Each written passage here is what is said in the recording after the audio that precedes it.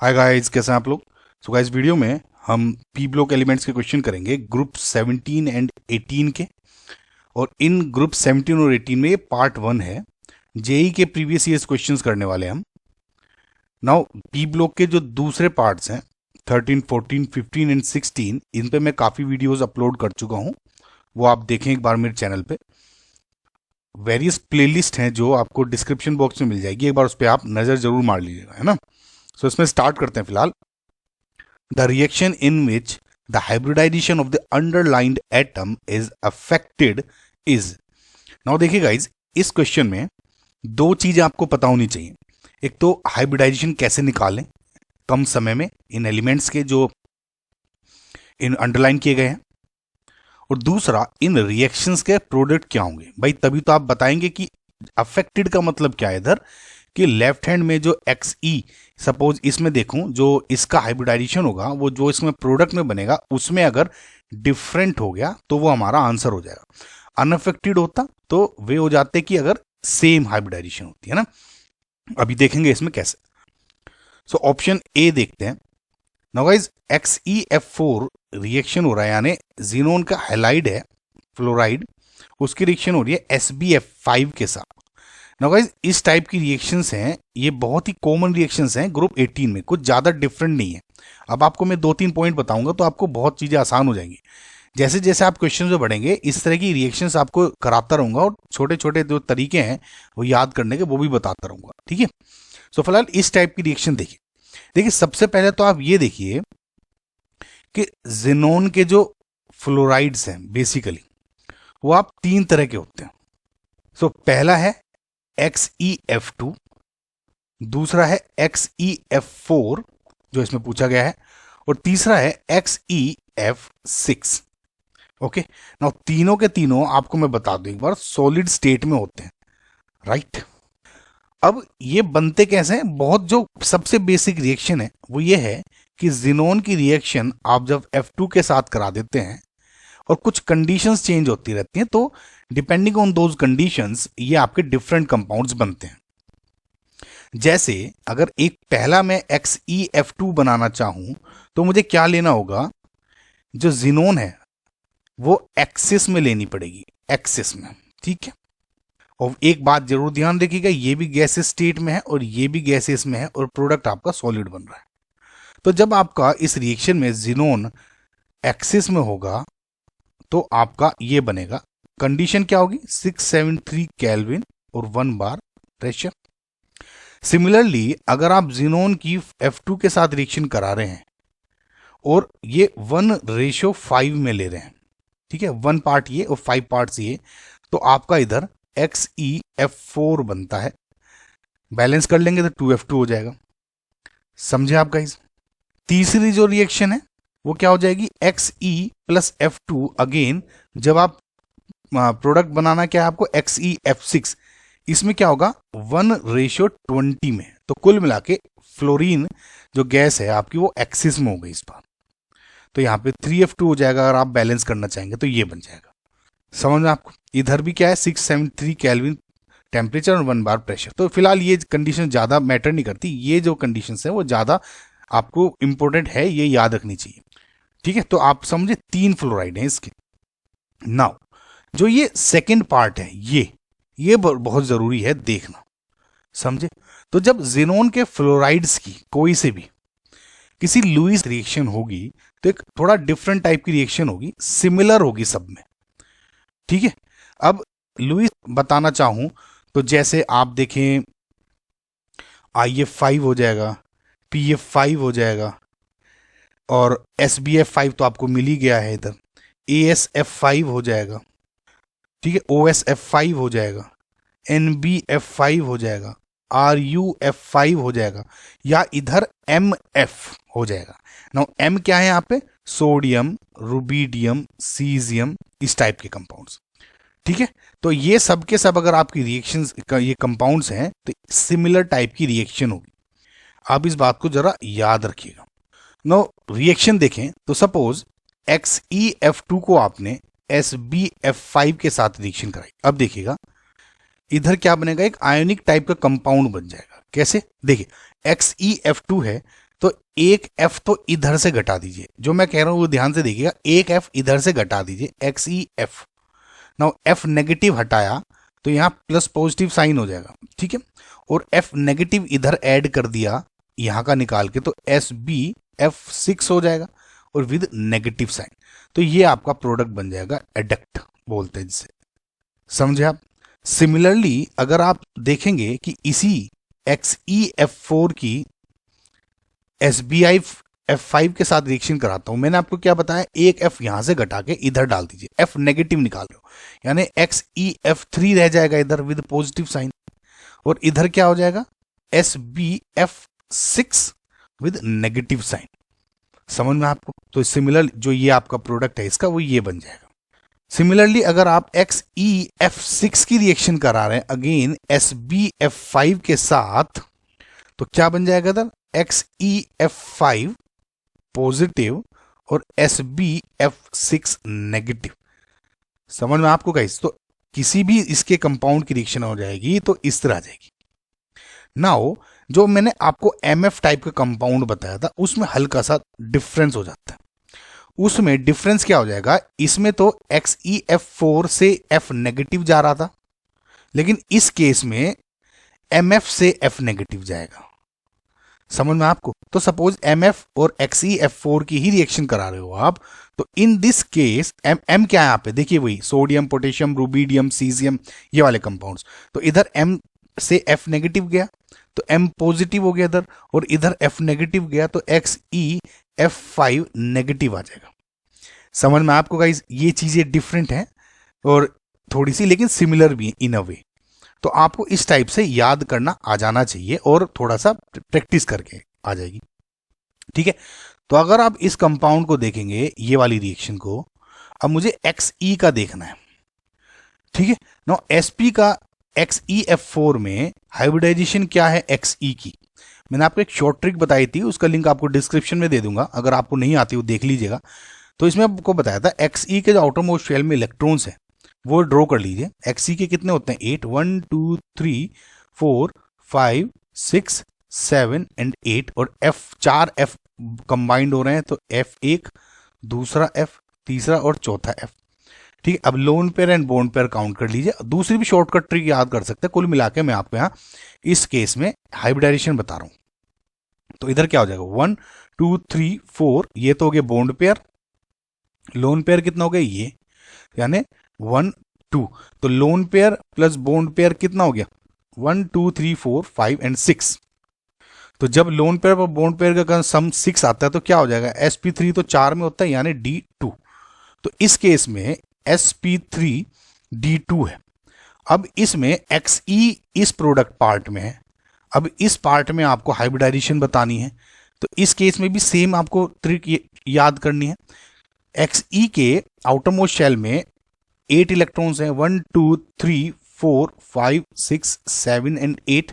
एक पॉजिटिव है तो यानी एक इलेक्ट्रॉन निकाल के पॉजिटिव हो गया, ये उस ट्रिक में बताया गया आपको। अब दूसरी भी कोई ट्रिक यूज कर सकते हो। 3 F है, 1 2 एंड 3।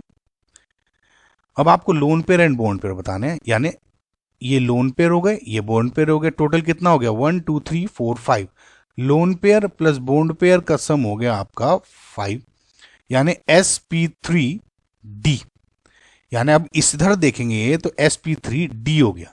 इधर क्या था, sp3d2।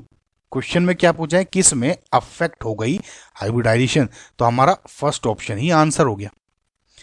समझ में आपको गाइस? रिएक्शन समझ में आ गई आपको किस तरह से, दोनों तरीके बता दिया आपको मैंने, इसमें और इसमें। आगे से कोई भी आपको रिएक्शन होगी समझ सकते हैं ना। बाकी के जो ऑप्शंस हैं उन पे भी एक बार नजर मार ले, वे क्यों नहीं है, ताकि आगे किसी में रिएक्शन में कुछ आया तो हम कर सकते हैं ना। ये H2SO4 प्लस NaCl में S का हाइब्रिडाइजेशन क्या होता है, sp3 हाइब्रिडाइज्ड। समझे आप? ऑक्सो एसिड है सल्फर का, H2SO4। इसका स्ट्रक्चर कैसे बनता है, ऐसे। मैंने, अगर आपको नहीं बनाना आता इसका स्ट्रक्चर, मैंने इस पे भी ट्रिक बनाई गई है कि ऑक्सो एसिड्स हैं जो सल्फर के या फोस्फोरस के, इनके कैसे स्ट्रक्चर बना सकते हो, आप उसको जरूर देखें। मैं ये मान के चल रहा हूँ आपने वो देख ली है या आपको आती है, ठीक है। तो H2SO4 का ये हो गया, तो ये स्ट्रक्चर क्या हो जाएगा, sp3। समझ में आ गाइस आपको? ठीक है।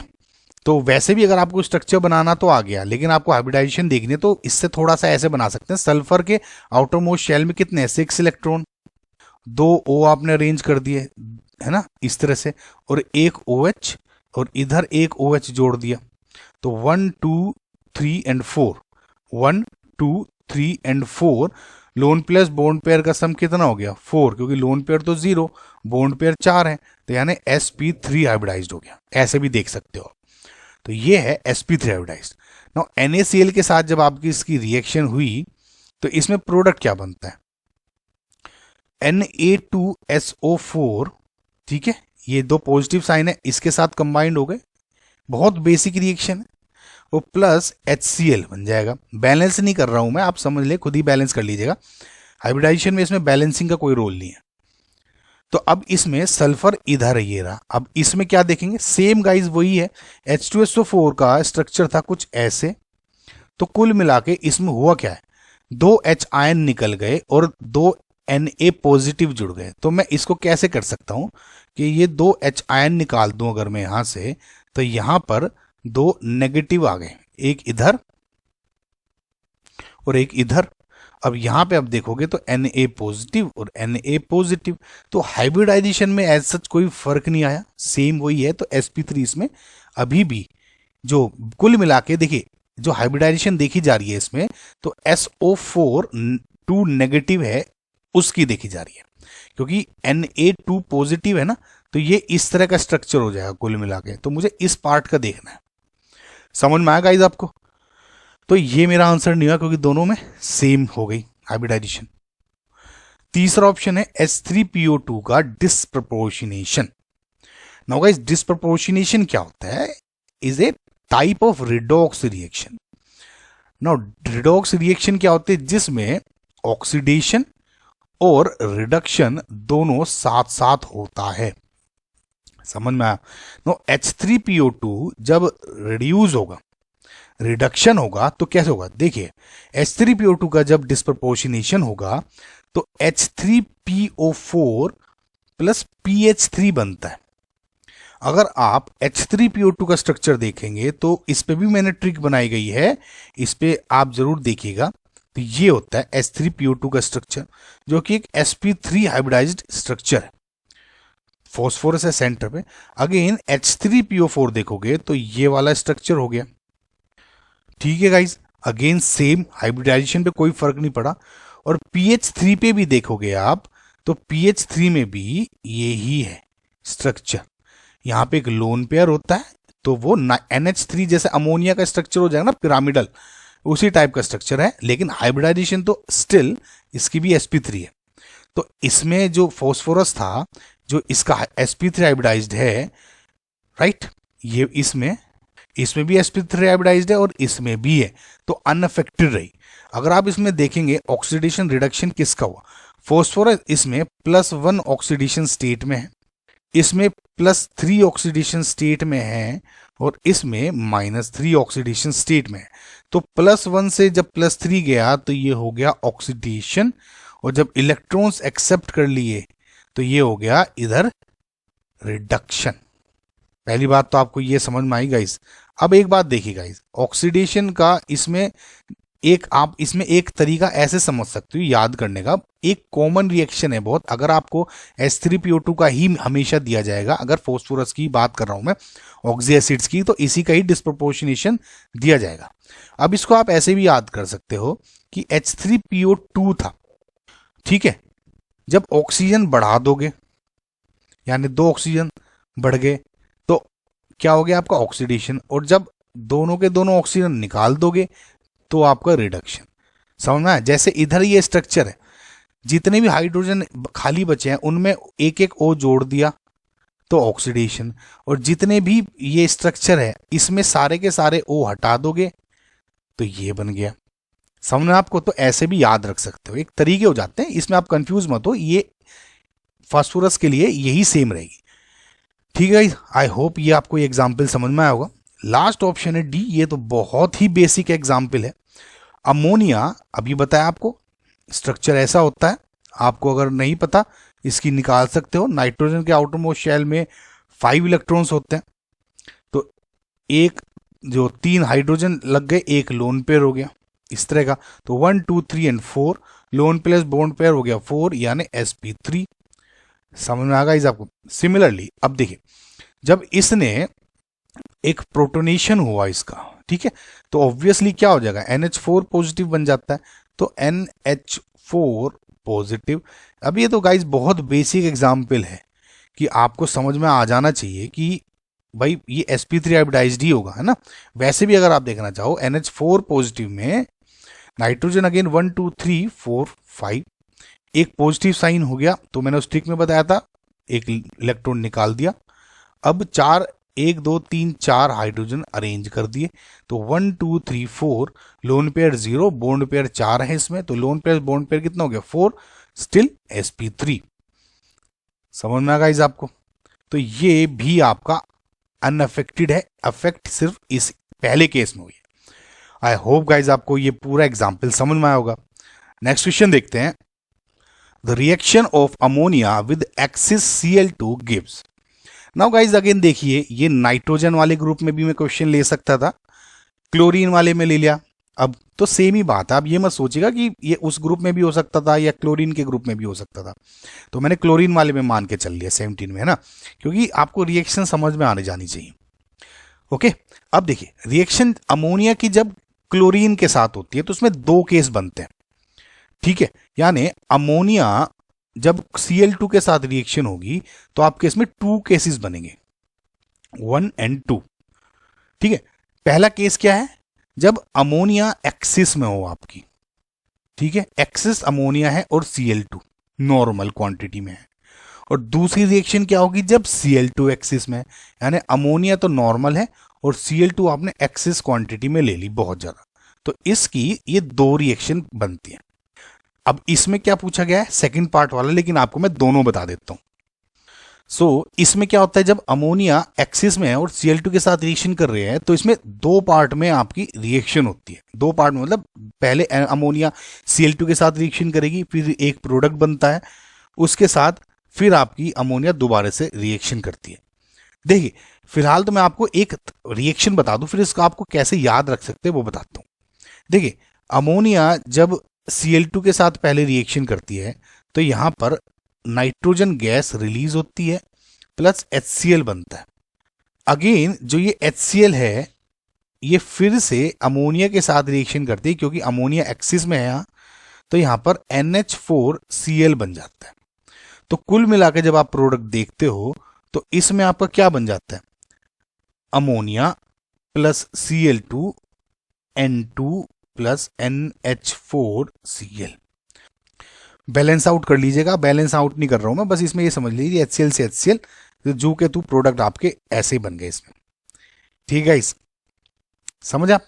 अब इसको आप कैसे याद रख सकते हो, आपको बस क्या याद करनी है, अमोनिया एक्सिस में है तो इसके साथ रिएक्शन करके ये बना, फिर इस HCl के साथ अगेन अमोनिया ने रिएक्शन करा, क्योंकि देखिए ये बेस है और ये एसिड है और NH4Cl बना देता है अमोनियम क्लोराइड।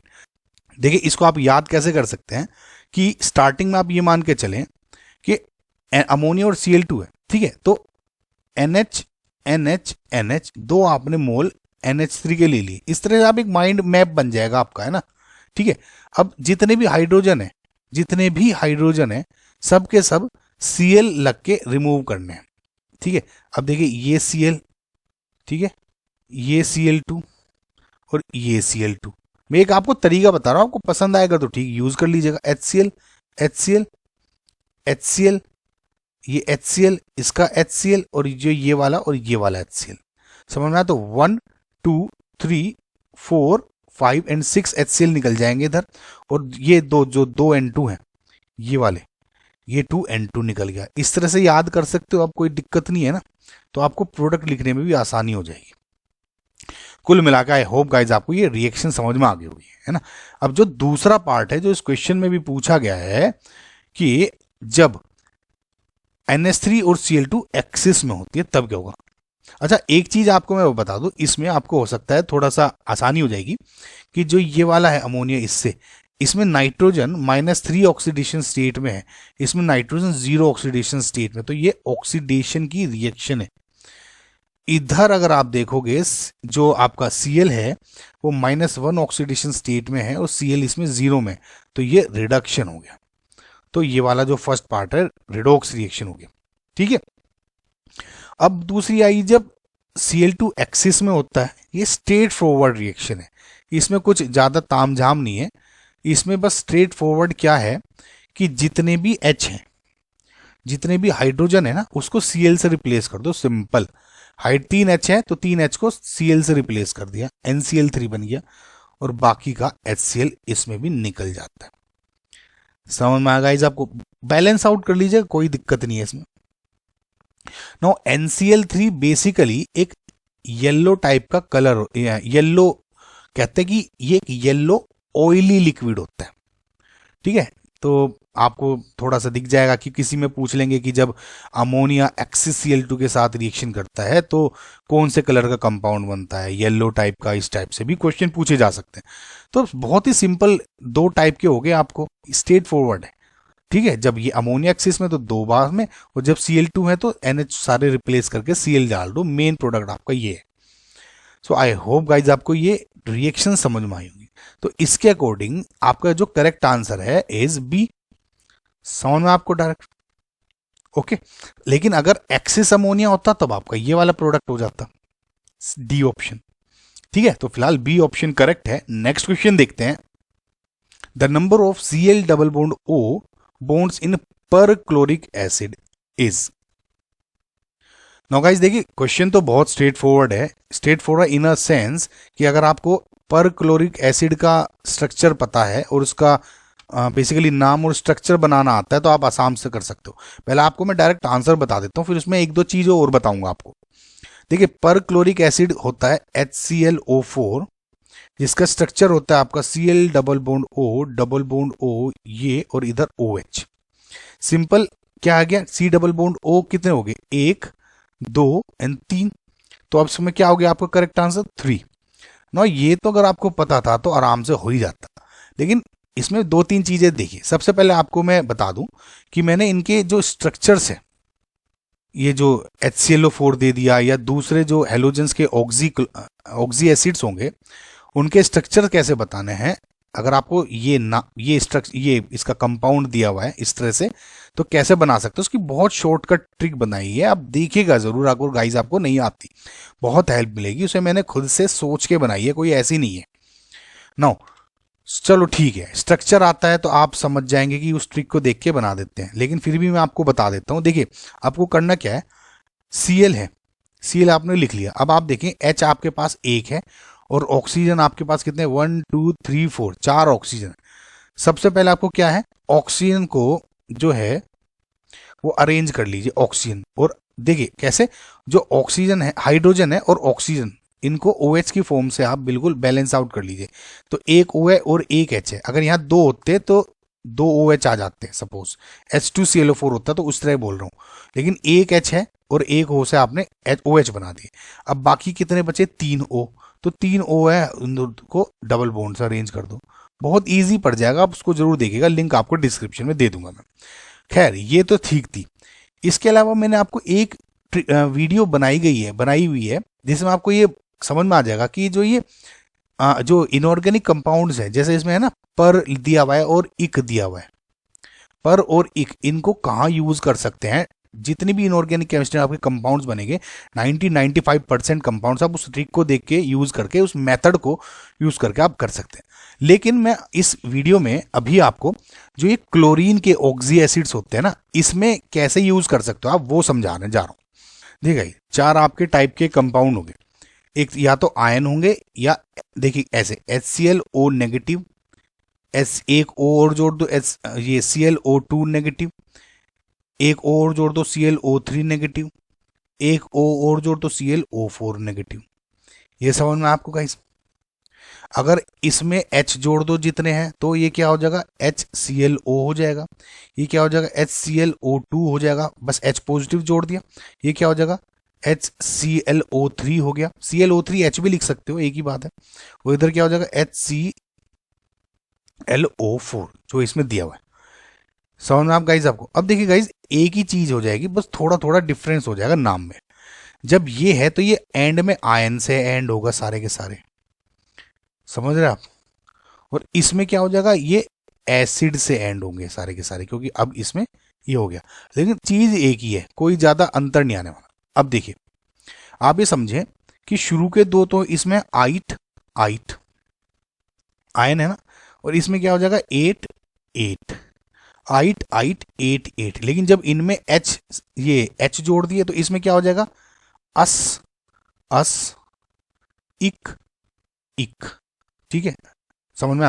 अब देखिए जो स्टार्टिंग वाले हैं वो वाला तो हो जाएगा हाइपो, इधर हाइपो से स्टार्ट होगा।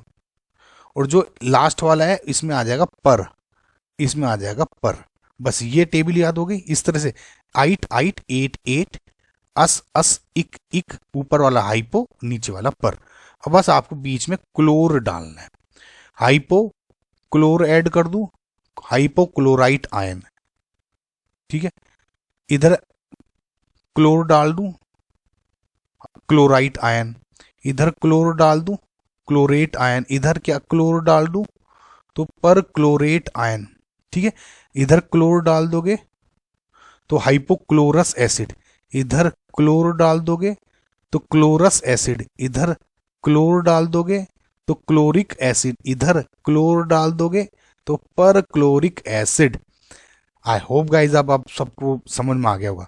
एक बार आपने पर क्लोरिक देखोगे तो ये समझ में आ गया।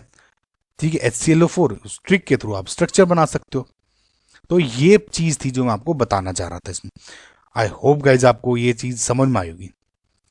राइट गाइज, सो नेक्स्ट क्वेश्चन देखते हैं। Chlorine reacts with hot and concentrated NaOH and produces compounds X and Y.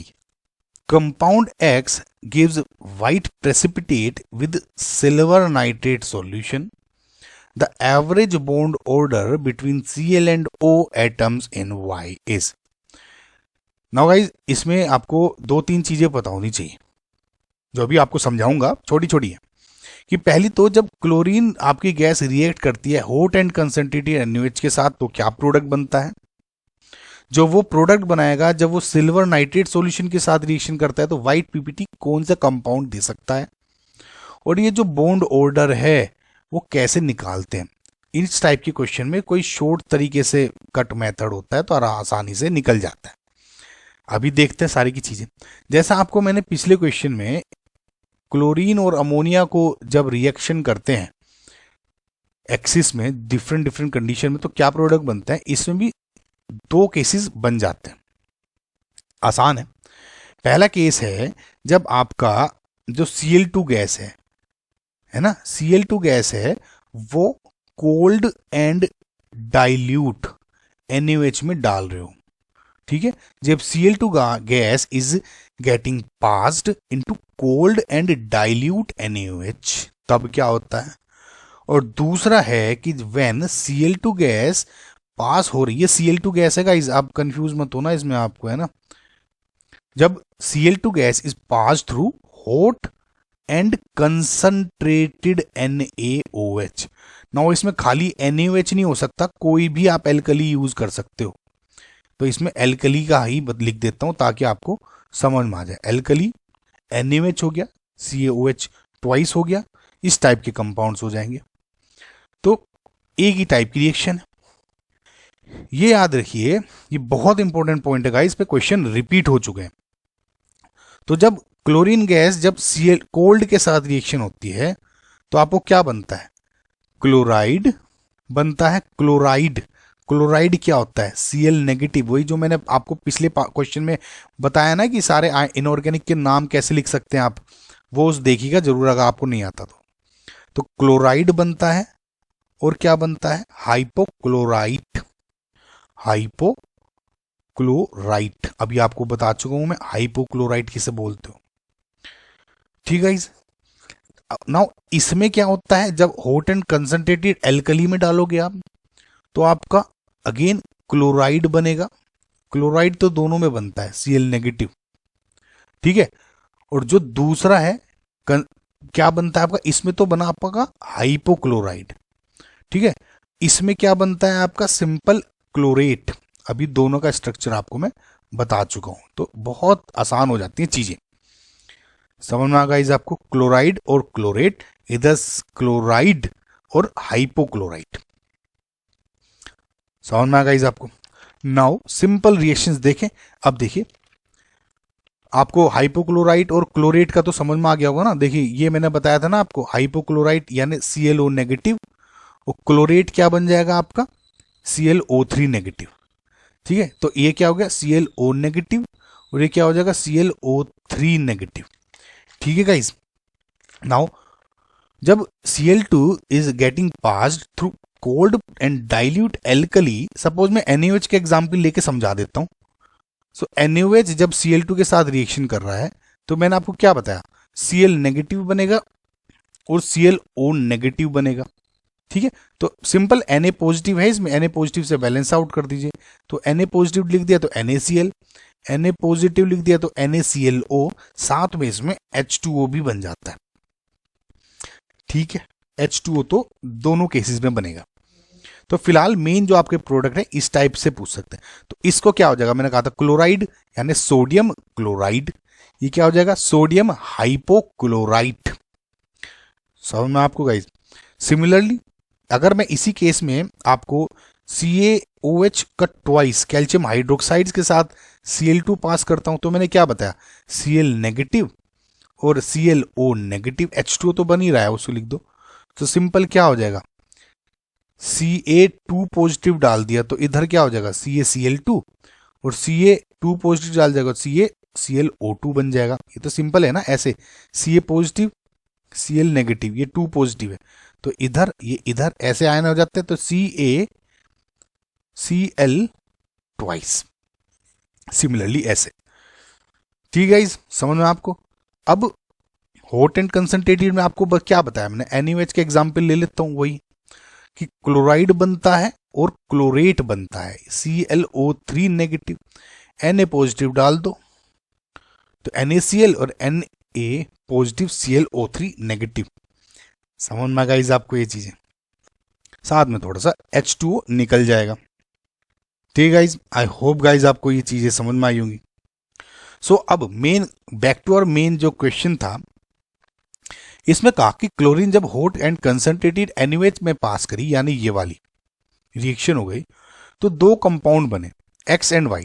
ठीक है, अब H2O तो गाइस वही है, निकल रहे नहीं निकल रहे, बहुत कुछ में दिखा देंगे आपको बन गया, किसी में नहीं देंगे। तो फिलहाल मान के चले ये 2 आपके X बने, ये समझ में आ गया आपको, ये हटा देता हूं फिलहाल में ये वाला पार्ट।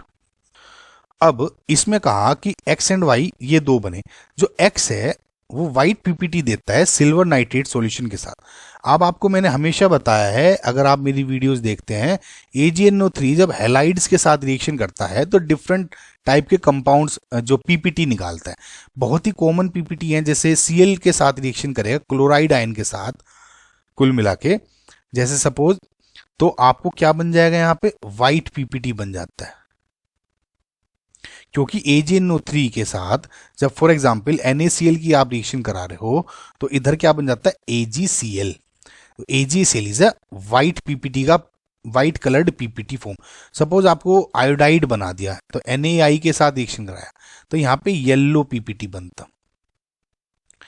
ठीक है, तो आप इस तरह से समझ जाएं। तो जैसे मैं देखूंगा इन दोनों में क्लोराइड आयन NaCl है, तो व्हाइट PPT यही देगा, तो ये X और ये Y हो गया। क्लोरेट नहीं देगा, NaCl के साथ AgNO3 सॉल्यूशन व्हाइट PPT देता है। ऑर्गेनिक केमिस्ट्री में तो ये बस आप रट ही लेते हो इस चीज़ों को, तो याद होगा अगर आपको थोड़ी भी प्रैक्टिस करते नहीं होता तो इतना आप याद कर लो, कोई ऐसा डिफरेंट कोई मैकेनिज्म नहीं है पढ़ाते इसके पीछे। तो NaCl आपका X हो गया, जो कि व्हाइट PPT का कलर दे रहा था। ठीक है, the average bond order between Cl and O atoms in Y। कुल मिला के अब इसमें Y में आपको बताना है बॉन्ड ऑर्डर, बॉन्ड ऑर्डर या इन NaClO3। बॉन्ड ऑर्डर कैसे निकालते हो? बॉन्ड ऑर्डर के आपको बहुत सारे शॉर्टकट मेथड हैं जो आपको समझ में आएंगे, लेकिन आपको मैं जो ये मल्टीपल जो एटम्स के होते हैं बॉन्ड ऑर्डर, उसमें एक शॉर्टकट बताता हूं। देखिए, बॉन्ड ऑर्डर जब भी आप किसी चीज में निकालते हो, ऐसे मान के एक फॉर्मूला है कि number of bonds around central atom, number of bonds around, ठीक, सेंट्रल एटम। गाइज मेरी राइटिंग बहुत बुरी है, आई होप आप मैनेज कर रहे होंगे, इसलिए मैं बोलता भी रहता हूँ साथ साथ ताकि आपको दिक्कत ना हो। मैं बहुत कोशिश करता हूँ इम्प्रूव करने की राइटिंग, लेकिन गाइज अब नहीं हो सकती। Number of bonds around central atom divided by number of elements around central atom. अब आप कहेंगे ये दोनों डिफरेंस कैसे है, देखते हैं अभी। एक्चुअली गाइज होता क्या था, जब मैं खुद पढ़ता था, एग्जाम देता था, बहुत बार टीचर्स मेरी राइटिंग समझ भी नहीं पाते थे, मुझे वैसे ही नहीं नंबर मिलते थे बहुत बार। तो मेरी बुरी राइटिंग की बहुत पुरानी स्टोरी है, सैड स्टोरी है। आई होप गाइज आप थोड़ी कोशिश कर रहे होंगे समझने की, मैं भी इंप्रूव करने की कोशिश करता हूँ, लेकिन गाइज स्टार्टिंग में साफ रहती है, लेकिन फ्लो में फिर वही बेकार हो जाती है ना। फॉर एग्जाम्पल मैं आपको सल्फेट आयन की बताता हूँ, SO4 2 नेगेटिव। SO4 2 नेगेटिव का स्ट्रक्चर कैसा होता है, H2SO4 का भी बताया था ना, इस तरह से O नेगेटिव में यहाँ H2 डाल दोगे तो क्या हो जाता है, H2SO4। तो अब मैंने कहा कि number of bonds around central atom, कितने बॉन्ड्स हैं, 1 2 3, 1 2 3, इसमें डबल बॉन्ड भी 2 में काउंट होगा, ट्रिपल बॉन्ड 3 में है ना। तो 1 2 3 4 5 एंड 6, 6 हो गए टोटल, 1 2 3 4 5 6। तो टोटल नंबर ऑफ बॉन्ड्स कितने हैं सेंट्रल एटम के अराउंड, 6। नंबर ऑफ एलिमेंट्स कितने हैं अराउंड सेंट्रल एटम। अब समझ में आपको डिफरेंस, ये कहाँ कह रहा था मैं, देखिए 1 2 3 एंड 4, सिर्फ 4 है, तो ये कितना हो गया 1.5। तो सल्फेट आयन में जो बॉन्ड ऑर्डर है सल्फर और ऑक्सीजन के बीच में वो है 1.5। इस तरह से निकालते हैं। समझ में गाइस आपको। एक आध एग्जाम्पल और बता देता हूं आपको ताकि आपको कंफ्यूजन ना हो एंड में, है ना। फॉर एग्जाम्पल आपको कार्बोनेट आयन का बनाना है, CO3 2 नेगेटिव। अगेन स्ट्रक्चर क्या होता है ये, तो नंबर ऑफ बॉन्ड्स कितने हो जाएंगे 1 2 3 4 डिवाइड बाई 1 2 3 एटम्स, राइट। तो ये डिवाइड कर लीजिएगा 1.33 समथिंग होता होगा, ठीक है।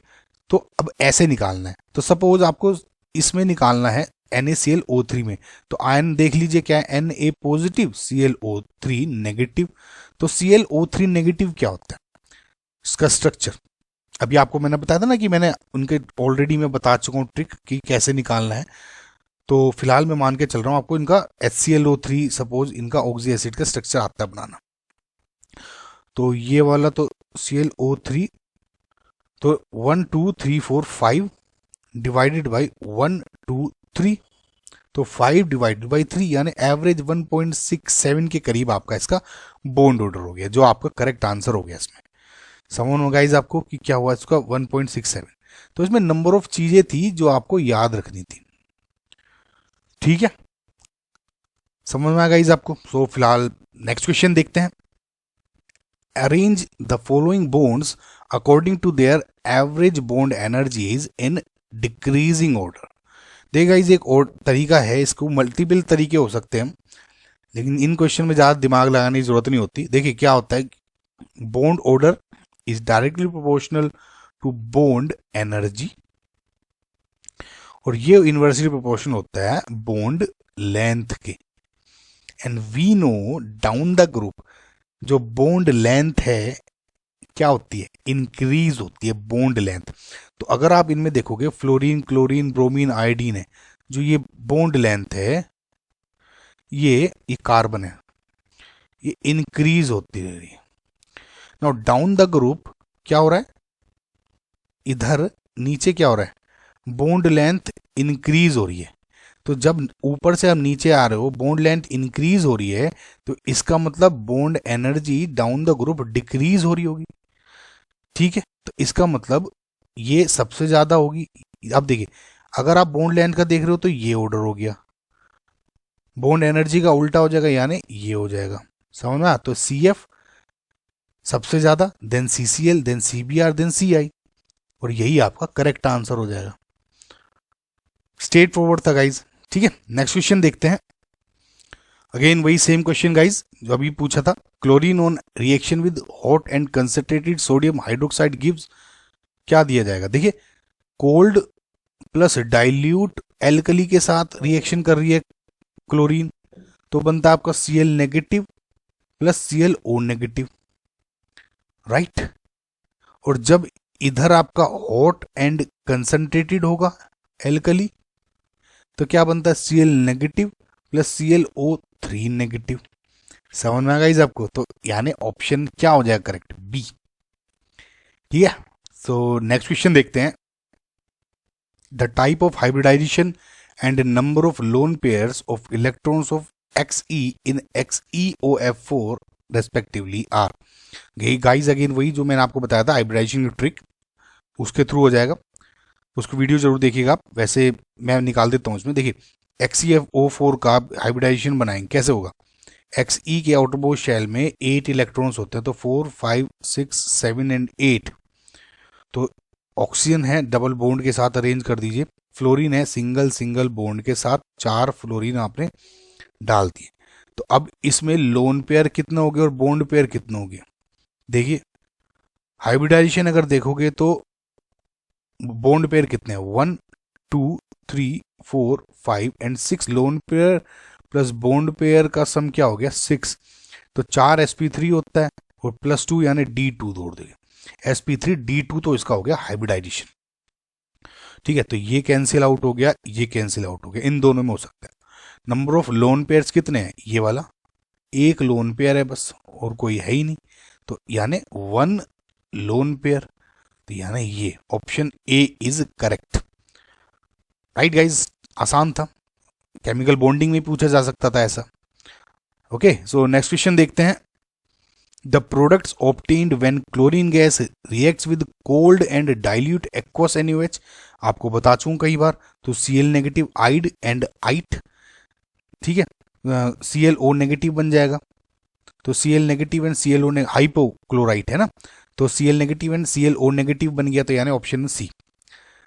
सो नेक्स्ट क्वेश्चन देखते हैं।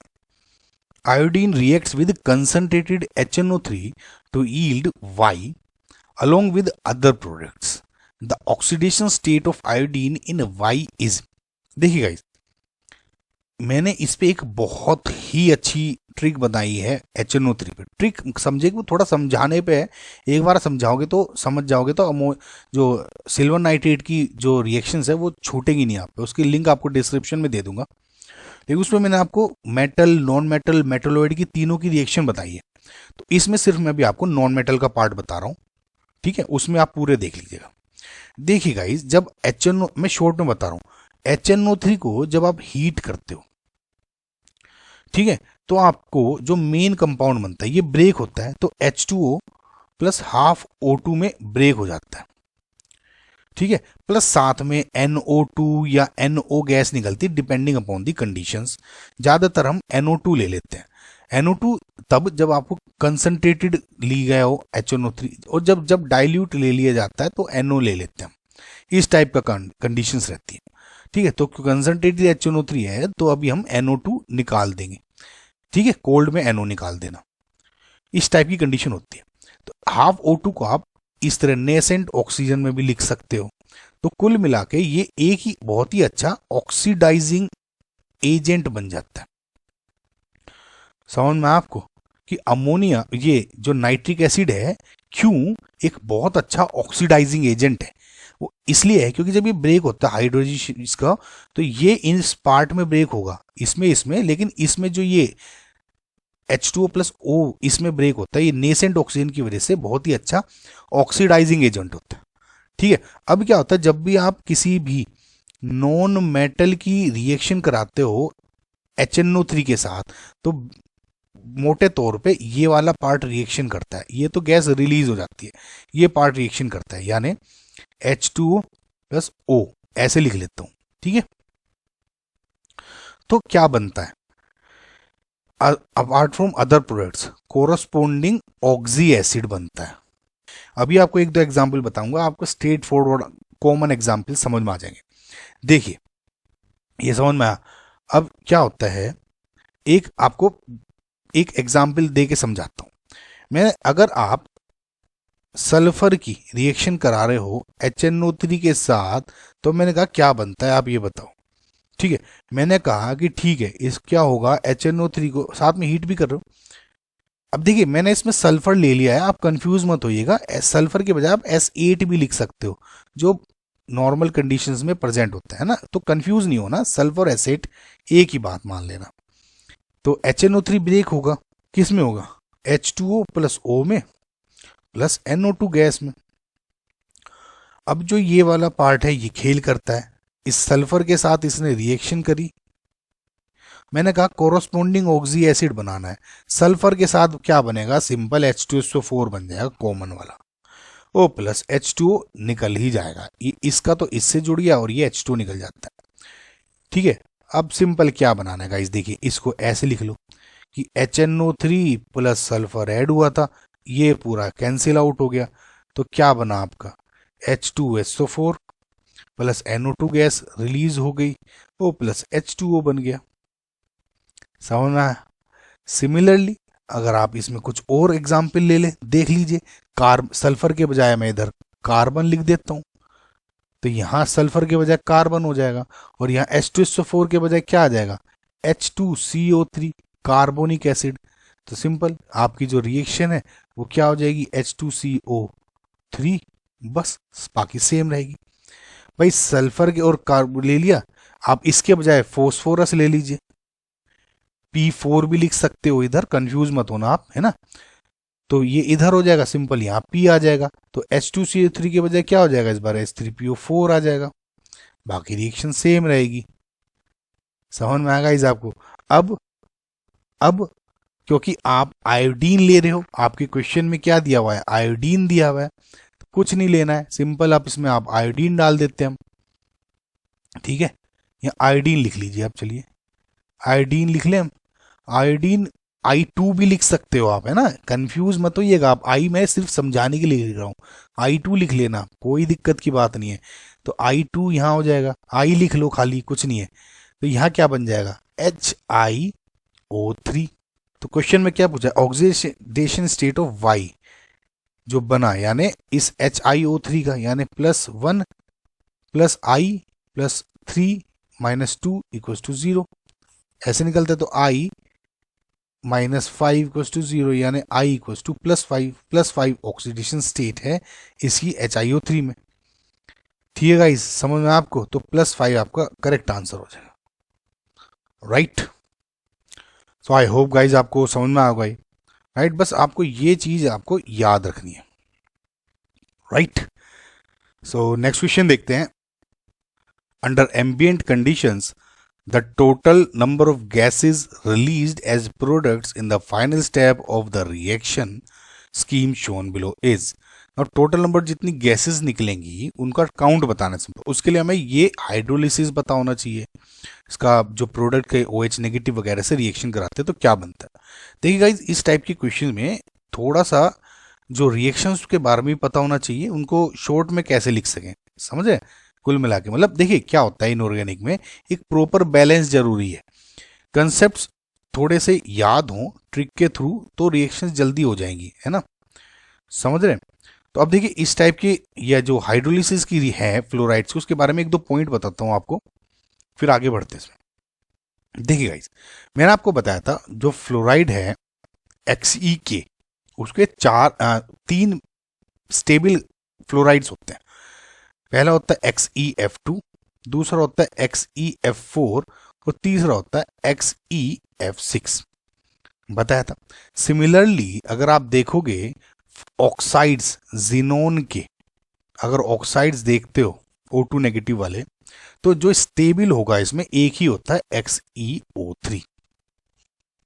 समझ आपको गाइस, XeO3 ही है सिंपल जो कि एक स्टेबल आपका ऑक्साइड होगा जिनोन का।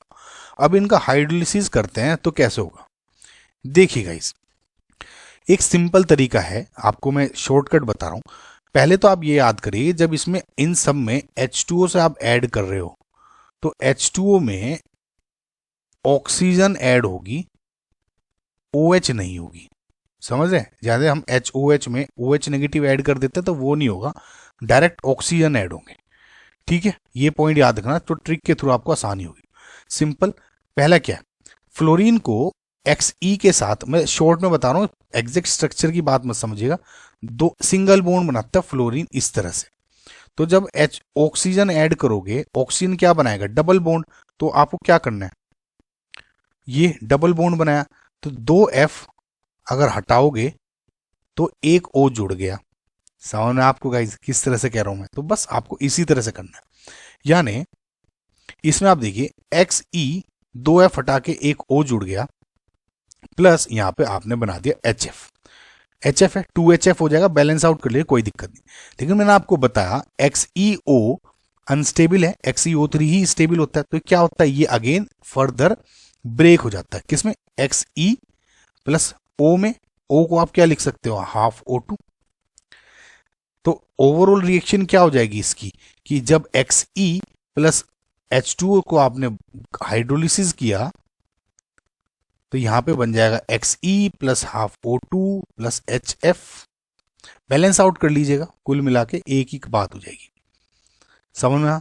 सिमिलरली अभी XeF4 को हम बाद में देखेंगे, इसको देखिए XeXF6 और H2O का जब आप हाइड्रोलिसिस करोगे, इसमें देखिए गाइज XeF6 में 1/1 होता है।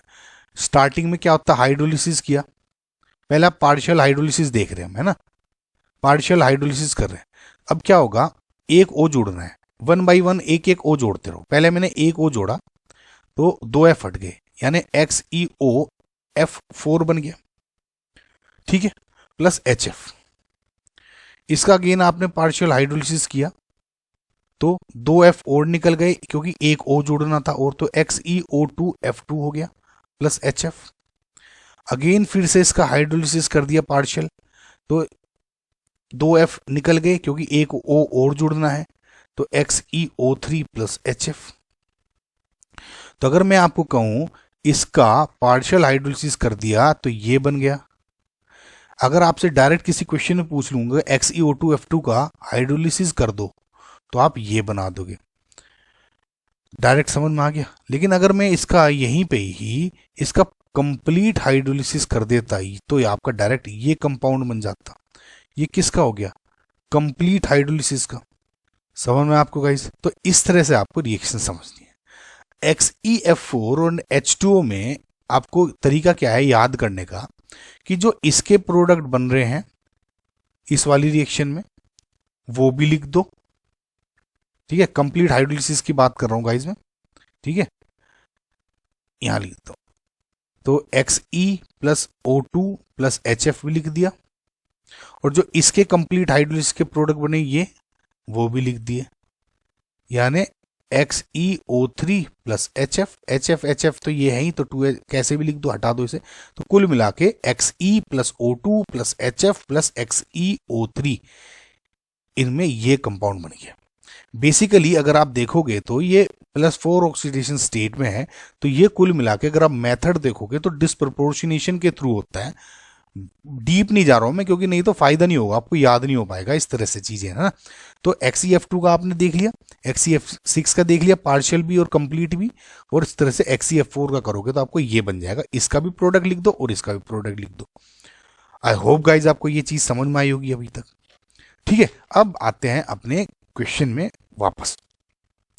इसमें आपको XeF6 का कंप्लीट हाइड्रोलिसिस किया तो क्या करना है आपको, सिंपल देखिए इसमें P मेन प्रोडक्ट है, यानी जीनोन वाला, तो सिंपल 3F हट चाहे 6F हट जाएंगे तो 3 ऑक्सीजन जुड़ जाएंगे, तो यहीं लिख दूं डायरेक्ट, ठीक है। तो XeO3 प्लस HF हाइड्रो, मैंने बैलेंस आउट कर लीजिएगा, बैलेंस आउट नहीं किया मैंने। नो XeO3 को जब OH नेगेटिव से रिएक्शन कराया, अब देखिए गाइस बेसिकली ये क्या है, एक एल्कलाइन मीडियम है। किसी क्वेश्चन में आपको ऐसे ही पूछ लिया जाएगा कि जो XeO3 है उसको जब आप एल्कलाइन मीडियम में डालते हो तो क्या बनता है, ठीक है गाइस। तो सिंपल है गाइस, आपको सिंपल OH नेगेटिव इसमें ऐड कर दो और कुछ नहीं सोचना है। OH नेगेटिव इसमें ऐड कर दो, क्या हो जाएगा, देखिए XeO3 था, OH नेगेटिव ऐड कर दो तो HXeO4, XeO3 था पहले, H और O जोड़ दिया तो एक नेगेटिव आ गया, सिंपल OH नेगेटिव ऐड कर दो। जीनोन की कुछ लिमिटेड रिएक्शन है गाइस, तो ऐसे याद हो जाएंगे। HXeO4 नेगेटिव बन गया, क्यों, ये क्या होता है, इसको क्या बोलते हैं हम, जीनेट। जीनेट आयन। नो अगेन इसको OH नेगेटिव में फिर डाल दिया आपने, ठीक है। OH नेगेटिव यानी यही अगेन एल्कलाइन मीडियम में फिर से डाल दिया आपको, तो इन्होंने कहा कि डिस्प्रपोर्शनेशन हो गया। तो अब अगेन डिस्प्रपोर्शनेशन हो रहा है, क्या होगा, XeO6 negative plus Xe plus H2O plus O2, ये प्रोडक्ट बन गया, ठीक है। नाउ गाइज ये थोड़ा सा आपको याद रखना पड़ेगा, डिस्प्रपोर्शनेशन का अगर आपको देखना है तो फिर भी आप ये जो प्रोडक्ट्स हैं ये तो उस आपको जो मेन रिएक्शन थी Xe plus O2 plus HF, इस तरह से कह सकते हैं कि सेम प्रोडक्ट बनता है जीनेट आयन, ये मेन रिएक्शन है इसकी, है ना। और इसमें क्या हो जाता है, XeO6 नेगेटिव बन जाता है, इसको आप बोलते हो पर जीनेट आयन, ठीक है। ये जीनेट आयन को जब डिस्प्रोपोर्शनेशन करोगे तो पर जीनेट आयन में कन्वर्ट हो जाता है। ओके गाइज, नाउ आपको टोटल नंबर ऑफ गैसेस बतानी है फाइनल प्रोडक्ट में, तो कितनी गैसेस है, एक तो ये O2 और दूसरी क्या होगी Xe, जीनोन भी तो गैस है ना, तो टोटल नंबर गैसेस कितनी होगी 2, यानी आपका जो करेक्ट आंसर है is C. I hope guys आपको थोड़ा बहुत चीजें समझ में आई होंगी, राइट गाइज। सो फिलहाल इस वीडियो में इतने ही क्वेश्चन कर रहे हैं हम, बाकी के क्वेश्चन नेक्स्ट पार्ट में करेंगे। आई होप आपने कुछ सीखा होगा इस वीडियो में, right guys. Again thank you for watching, like share करें गाइज, सब्सक्राइब करें अगर आपने नहीं किया है, शेयर करें वीडियो को, इससे बहुत हेल्प मिलेगी मुझको, right. So thank you again guys, bye.